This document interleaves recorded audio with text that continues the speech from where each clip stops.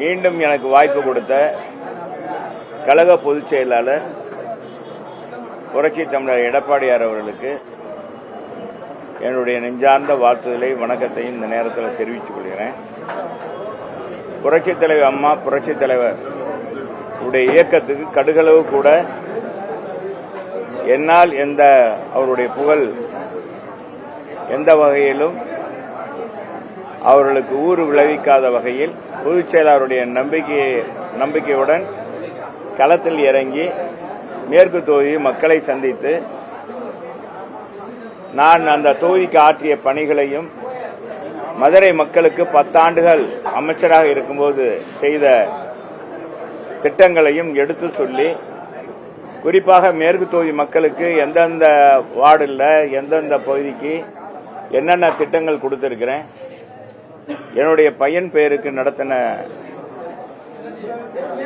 RJ Tamilmani test மூலமாக எத்தனாயிரம் பேர் பயனடைந்திருக்கிறார்கள், எங்களுடைய குடும்பமே இன்றைக்கு மேற்கு தொகுதி மக்களுக்கும்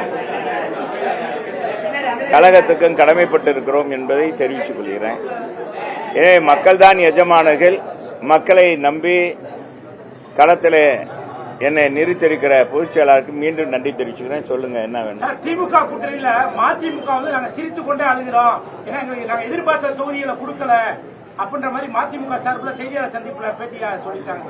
திராவிட முன்னேற்ற கழகத்தில் அங்க வைக்கிற இந்திய கூட்டணி, அதுல இருக்கிறவங்கள சிலர் அழுவார் சிலர் சிரிப்பார் என்ற அடிப்படையில் தான் அந்த கூட்டணியில் பல தலைவர்கள் இன்றைக்கு இருக்கிறார்கள். அவர்கள் மட்டுமல்ல, அவர் கட்சியை சார்ந்த தொண்டர்களும் நிர்வாகிகளும் இன்றைக்கு அந்த கூட்டணியில் தொடர்புகிற நிகழ்ச்சியை கசப்பாக நினைக்கிறார்கள். அதுதான் நிதர்சனமான உண்மை. மாபெரும் மக்கள் இயக்கமாக மாற்றி கொண்டு வந்த அன்பு சகோதரர் திருமாவளவனுடைய இயக்கத்திற்கு குறைந்த தொகுதியை கொடுத்துவிட்டு இன்றைக்கு அவர் எப்படி அது மன வலிமையோடு எடுத்துக்கொண்டார் என்று தெரியவில்லை. மறுமலர்ச்சி திராவிட முன்னேற்ற கழகத்துடைய பொதுச் செயலாளர் அண்ணன் வைகோ அவர்கள்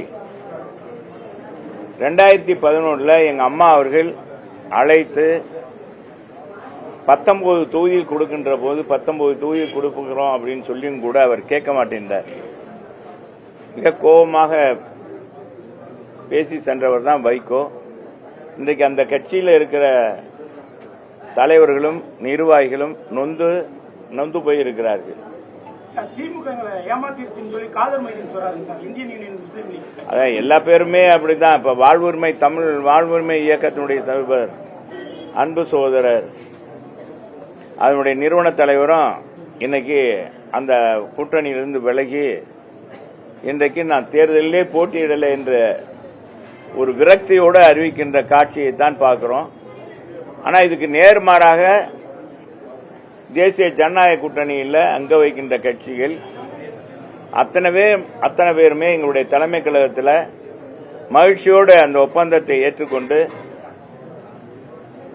தமிழகத்தில் தேசிய ஜனநாயக கூட்டணி மலர வேண்டும், மக்கள் விரோத ஆட்சியை முடிவு கட்ட வேண்டும் என்ற அடிப்படையில் இன்றைக்கு பயணத்தை புறப்பட்டிருக்கிறார்கள். நேற்றைய தினமே எங்க பொதுச் செயலாளர் நம்முடைய மயிலாப்பூர்ல பிரச்சாரத்தை தொடங்கிவிட்டார் என்பதையும் தெரிவித்துக் கொள்கிறேன்.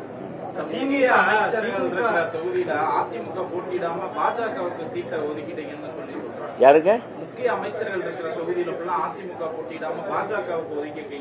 அந்த மாதிரி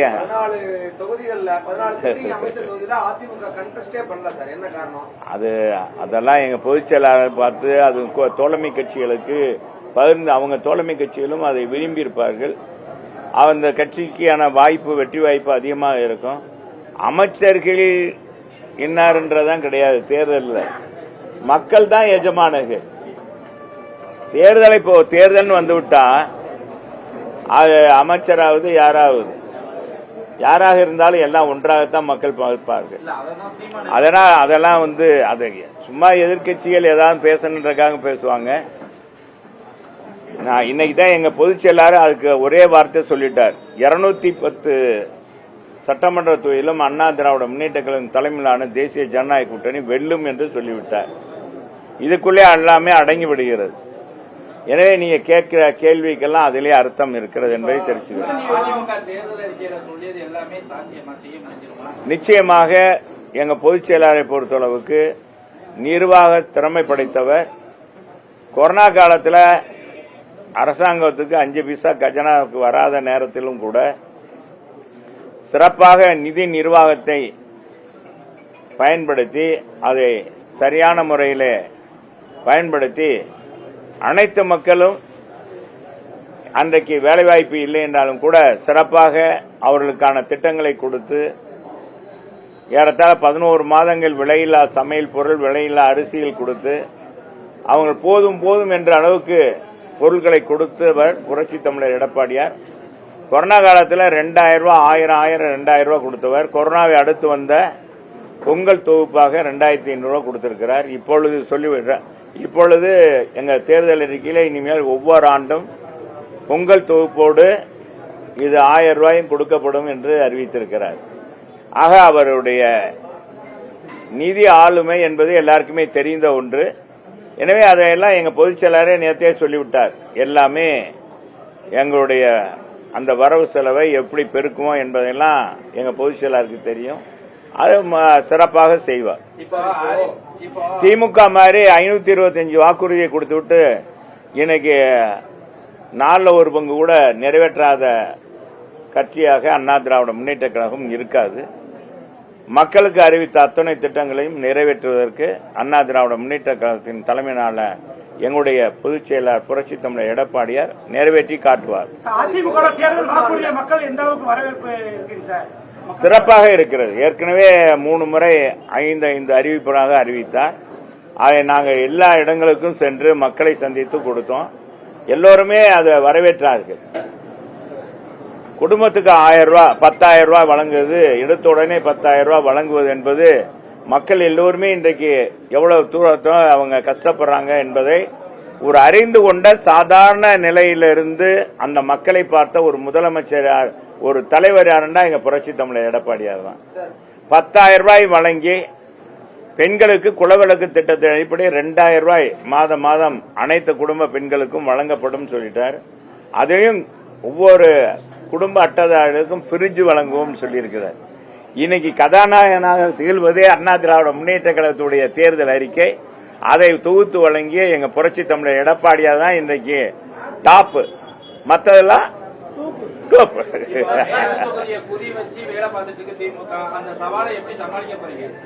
மக்கள் தாங்க எஜமான். மக்களை வச்சுதான் அங்க இது பண்ணணும். எங்க கழக நிர்வாகிகள் அதெல்லாம் பார்த்துக் கொள்வாங்க. அது பொதுவாக ஒவ்வொரு கட்சியும் அது இது பண்ணுவாங்க. கூடுதலாக நமக்கு கொஞ்சம் கூடுதலாக நமக்கு எதிர்ப்பு காமிப்பாங்க. அது அமைச்சரே இறங்கி வேலை பார்க்கிறாரு. அவர் 6-8 மாசமா 10 மாசமாவே பார்க்கிறாரு. அதான் நான் அன்னைக்கு கூட சொன்னேன்ல, புதுசா வந்தோன்னா ரோடு இந்த புது பொண்ணு மாதிரி அப்படி இது பண்ணி செய்யறது, அப்புறமேல் போனதானே தெரியும் அவருடைய இது. அதனால மக்கள் இன்னும் இதுல நாங்க நிரந்தரமாக அந்த மக்களோடு மக்களாக இருக்கிறேன். எனவே மக்களுக்கான திட்டங்களை நான் நிச்சயமாக குரல் கொடுத்து எங்களுடைய இன்னும் ஆளுங்கட்சியா அண்ணா திராவிட முன்னேற்ற கழகம் வரப்போகிறது. அதிகமான திட்டங்களை கொடுத்து மதுரை மக்கள் இன்றைக்கு போற்றுகின்ற அத்தனை வளர்ச்சி பணிகளும் எங்க காலத்தில் கொண்டு வந்ததுதான். திமுக காலத்தில் 5 ஆண்டுகள ஒரு திட்டம் கூட கொண்டு வரல. இதிலே தெரியும் உங்களுக்கு, மதுரை மக்களுக்கு எதுவுமே செய்யல. இன்றைக்கு ஸ்மார்ட் சிட்டி பணி கூட 2011 கொண்டு வந்த அந்த ஸ்மார்ட் சிட்டி பணி கூட இந்த ஆட்சியில 5 ஆண்டுகளாக நிறைவேற்ற முடியல. இன்னும் பல பிரிவுகள்ல இன்னும் பாதாள சாக்கடை இணைப்பு கொடுக்கல. முல்லை பெரியார் கூட்டு குடிநீர் திட்டம் இன்னும் சரியாக வழங்கவில்லை. அது 24 மணி நேரமும் கொடுக்க வேண்டும். அதான் அது முறை. பாத்தீங்கன்னா நிறைய சர்ப்ளஸாக வாட்டர் வருகிறது. 225 MLD வருகிறது. அதை முறையாக இவங்க அதை நீரோட்டம் பார்த்து அதனுடைய ஒவ்வொரு தொட்டியில் இருந்தும் எவ்வளவு இறக்க வேண்டும், எவ்வளவு வீடுகளுக்கு போகுது என்பது தரமான பைப்புகள் பதிக்கவில்லை. ரோடுகள்லாம் பாத்தீங்கன்னா எங்களுடைய பகுதி செயலாளர் 72வது வார்டில் மாமன்ற உறுப்பினர், நான் ஏற்கனவே ஊடகத்தில் கூட சொன்னேன், சிமெண்ட் ரோடு போட்டாங்க. சிமெண்ட் ரோடு போட்டு 10 மாசங்கள் கூட, அதான் 10 மாசம் கூட 10 மாசம் தான் ஆகுது. 10 மாசத்துக்குள்ள அந்த சிமெண்ட் எல்லாம் போயிருச்சு. வெறும் கல்லு குழியா கல்லா தான் இருக்கு. நீங்க கூட போய் பார்க்கலாம். நம்ம இதுல திருவள்ளூர் நகர்ல போய் பாத்தீங்கன்னா பெரிய சாலை, முக்கிய சாலையில அந்த மாதிரி இருக்கு. இது பூராமே எல்லாம் தரமற்ற ஒப்பந்தக்காரருக்கு கொடுத்ததன் அடிப்படையில தான் இது நடக்குது. அதெல்லாம் அவங்ககிட்ட தான் கேட்கணும். சரி, நன்றி.